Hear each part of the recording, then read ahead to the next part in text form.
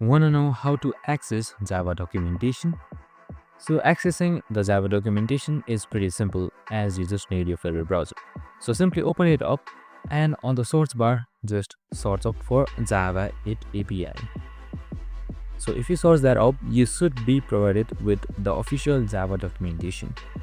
So you can just simply select this overview right here, and then your documentation should load up, and there you have it.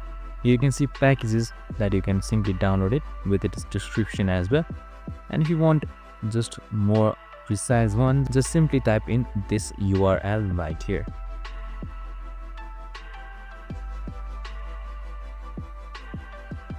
So once your search is up, your documentation should directly load.